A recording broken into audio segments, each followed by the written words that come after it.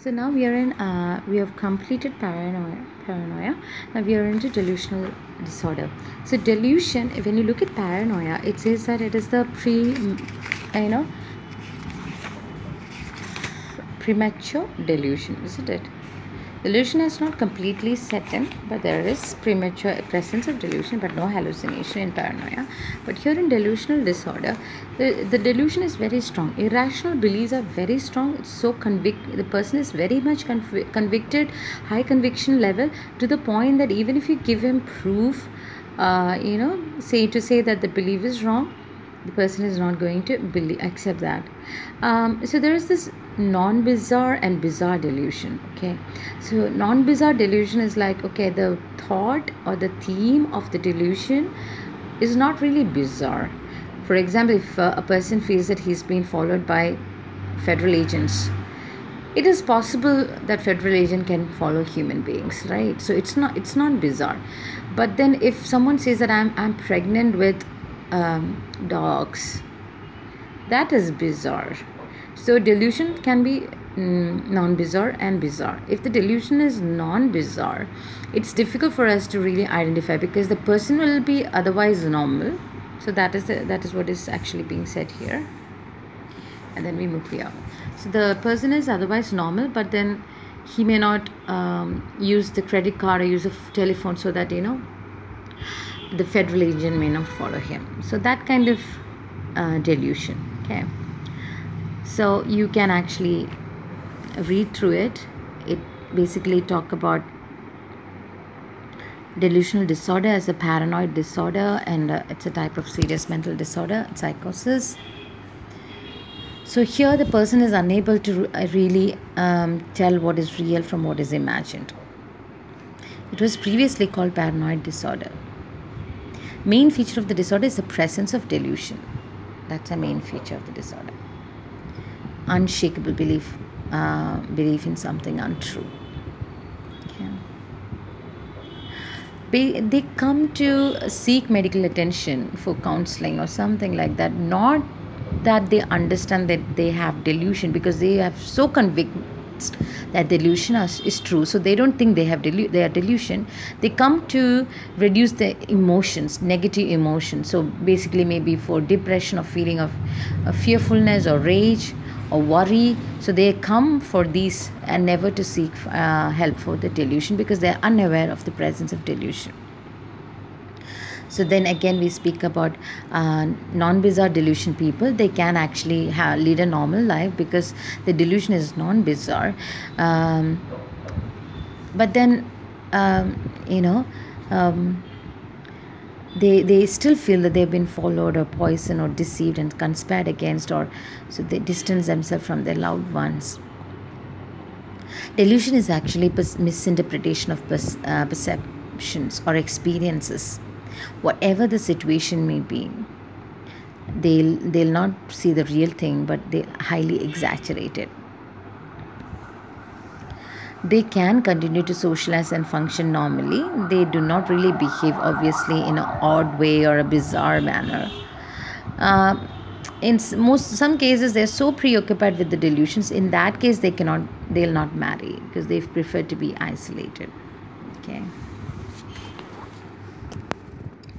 Okay, then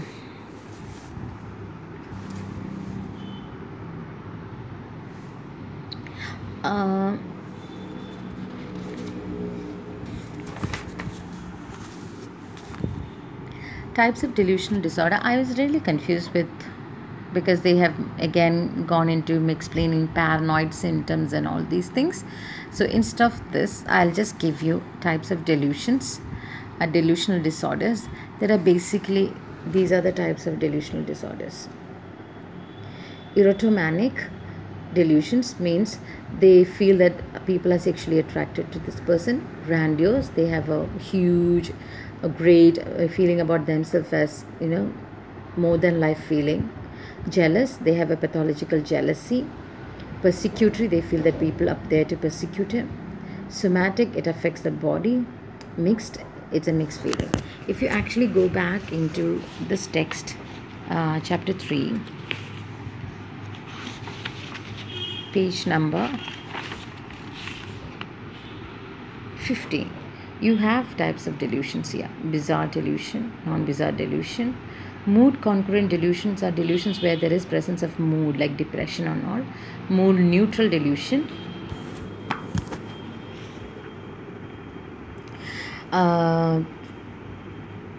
Mood neutral delusion is wherein a person believes that they are affected by emotional state, like they believe that there is an extra limb growing in the back of his head.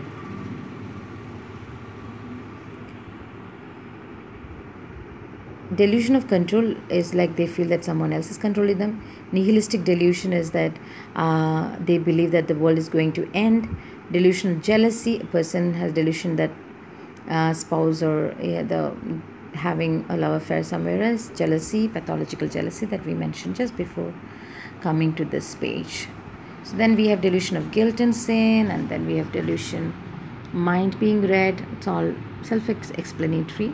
Delusion of reference, as with paranoia, like we said, that there is this reference of self and reference of ideal. They delusionalize that people are thinking about them.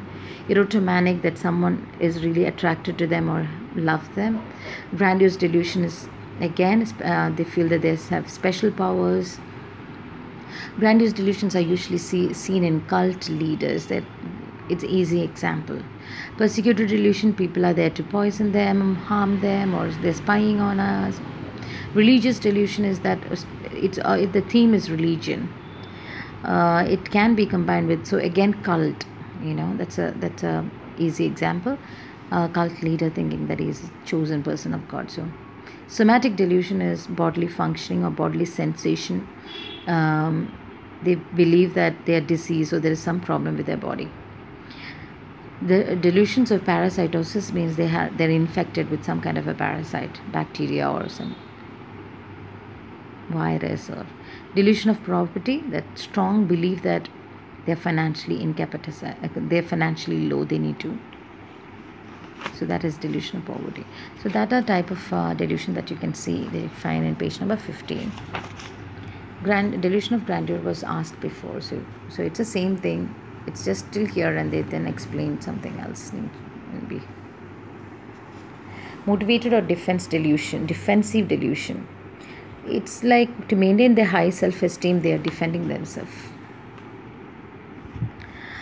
So if they ask you if there is a question on delusions and types of delusion, you can very well write that. Treatment, just like the paranoia, treatment is the same here. Actually, in fact, in this text, we'll find only one treatment for both paranoia and delusion.